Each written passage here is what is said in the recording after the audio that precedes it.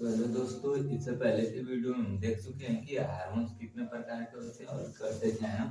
तो उसमें में कुछ हार्मोन्स छूट गए थे जिसको आज हम लोग पूरा करने वाले हैं। जैसे जिबरेलिक हार्मोन्स, इसका मुख्य कार्य होता है, ये पौधों में कर सकते हैं, ये मुख्य हार्मोन्स होता है ना, ये पौधों के बीज के अंकुरण में सहायक होता है तथा पौधों के वृद्धि पर नियंत्रण रखता है। जिबरेलिन हार्मोन्स की वजह से जो कोशिका दीर्घीकरण यानी जो पौधे नीचे से खूब ऊपर तक बढ़ते हैं वो किसके कारण बढ़ते हैं, तो जिबरेलिन हार्मोन्स के। पुष्पक के प्रकाश की दीप्ति का, जो पुष्पक यानी प्रकाश सॉरी जो फ्लावर होते हैं उनको खिलने में यानी खिलने में कौन सहायता करता है, जिबरेलिन। आकार में वृद्धि करता है, जो पौधे होते हैं पौधों के जो भी तनाएं या शाखाएं होती है उनके आकार में वृद्धि कौन करता है, तो जिबरेलिन करता है ना। इसके बाद बात करते हैं साइटोकाइनिन। तो साइटोकाइनिन एक ऐसा हार्मोन है जो कोशिका विभाजन में कार्य करता है।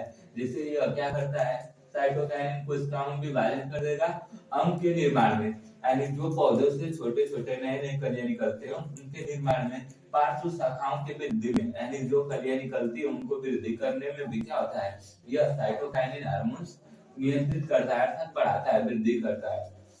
यानी हम लोग जान चुके हैं कि वृद्धि प्रवर्धक हार्मोन्स क्या है। अब देखते हैं हम लोग कि वृद्धि रोधक हार्मोन्स क्या होते हैं ना। तो वृद्धि रोधक अर्थात जो पौधों की वृद्धि को रोक देते हैं, तो इसमें सबसे पहले आता है एब्सिसिक अम्ल। एब्सिसिक अम्ल को एबीए के नाम से भी जानते हैं। एब्सिसिक अम्ल को एबीए के नाम से भी जानते हैं। ये करता क्या है, तो मुख्य रूप से पौधों को छोटा रूप या फिर कह सकते हैं उनके वृद्धि में रोक देता है। ये यही कार्य करता है। कोई भी पौधा छोटा और नाटा हो जाता है तो किसकी वजह से, तो एब्सिसिक अम्ल की वजह से ना, ये वृद्धि अंकुरण उनका विभाजन सब कुछ रोक देता है। जब पौधों की वृद्धि हो जाती है तो पौधे क्या हो जाते हैं, छोटे हो जाती है ना, जिसको गांव में लोग नाटा के नाम से जानते हैं कि पौधा नाटा हो गया। या फिर जब किसी पौधे में जब पौधा छोटा है और उसमें फल जल्दी से आ जाता है तो वो पौधा का अधिक विकास नहीं हो पाता है। क्यों? क्योंकि उसमें एब्सिसिक अम्ल की मात्रा अधिक रहती है ना, इसलिए पौधा अधिक विकास नहीं कर पाता है और छोटे पर ही फल देने लगता है। ठीक, ये किसके कारण होता है, एब्सिसिक अम्ल के कारण। एथिलीन, इसके बाद जो दूसरा वृद्धि रोधक हार्मोन होता है वो एथिलीन। एथिलीन करता क्या है, तो पौधों में ये प्राकृतिक रूप से गैस पाई जाती है ना।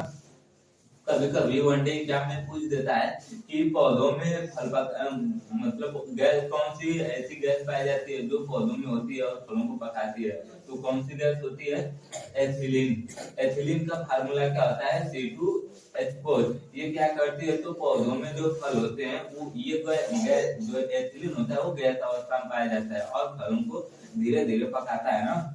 आप लोग जैसे आम खाए होंगे तो आम को खाने से पहले क्या करते हैं, उसके चोप को मतलब कि जो डंठल रहते हैं उसको उखाड़ते हैं और उसको चोप को नीचे गिराते हैं ना, नहीं तो मुंह ऊपर लग जाता है कहीं पर तो क्या करता है, जल मतलब कि फोका जैसे निकाल लेता है। क्यों?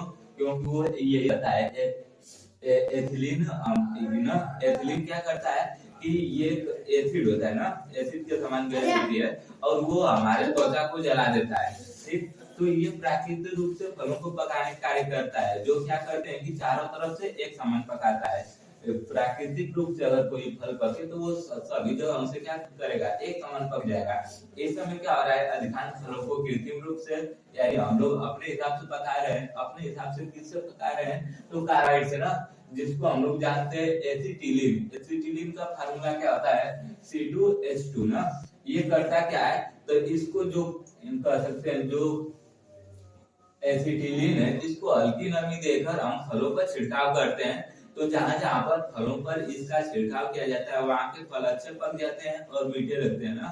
लेकिन जहां पर ये पहुंच नहीं पाता है वहां पर फल कच्चे ही रहते हैं और क्या करते हैं, मीठे उठे नहीं लगते हैं। जैसे अगर हम बात करें कि गांव में लोग क्या करते हैं फलों को पकाने के लिए, तो फलों को गर्मी देते हैं। गर्मी अर्थात आम उम रहता है तो उसको ले जाकर भूसा में रख देते हैं ना, तो भूसा में पक जाए। तो भूसा में भी क्या होता है, जहां जहां गर्मी जैसे लगती है वैसे वैसे फल पकते हैं। नहीं पकता है तो एक साइड का काश एक साइड का पक्का रहता है, जिधर पक्का रहता है उधर का खा जाते हैं ना। तो खा जाते हैं मतलब ये गाँव के है, सब लोग की होते हैं। तो बात करते हैं यहाँ तक कि कैसे कृत्रिम रूप से पकाया जाता है। तो एसिटिलीन देखा, जिसको हम लोग कार्बाइड भी बोलते हैं। इसका फार्मूला, ये कार्बाइड का फार्मूला है, इसमें थोड़ा सा नमी दे दी जाती है तो ये बन जाता है एसिटिलीन, और इसमें से कैल्शियम ऑक्साइड निकल जाता है। ठीक है, अब बात करते हैं खरपतवार नाशी।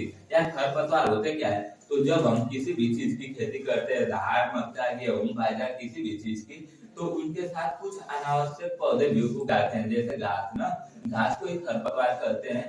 तो जितना भी खाद या पोषक पदार्थ या अन्य कुछ भी देते हैं, तो क्या करते हैं, उन पौधों से अधिक वो घास ले लेती है ना, खाद को और पोषक पदार्थों को, जो पौधों से अधिक तीव्रता से वृद्धि कर कर कहाँ चली जाती है, उनसे लंबी हो जाती है। तो इनको नष्ट करने के लिए, यानी जिनका हमें कार्य नहीं है उसको नष्ट करने के लिए क्या करते हैं, इसमें मतलब कि इनके लिए दवाइयों का छिड़काव करते हैं। उन दवाइयों को, कौन कौन सी दवाई होती है जिनका छिड़काव करते हैं, तो वो होती है सिमाजीन। ये आप लोग नाम सुने होंगे, अधिकतर किसान इसका यूज करते हैं ना, सिमाजीन। इसके बाद 2,4-D का पूरा नाम होता है डाइक्लोरोफिनाक्सी एसिटिक एसिड। ये करते क्या है, तो जो पौधे होते हैं उनको एकदम सुरक्षित जैसे कि तैसे रहने देते हैं, और इसमें जो घास वगैरह पाई जाती है उनको नष्ट कर देते हैं। ठीक है, आज के लिए बस इतना ही।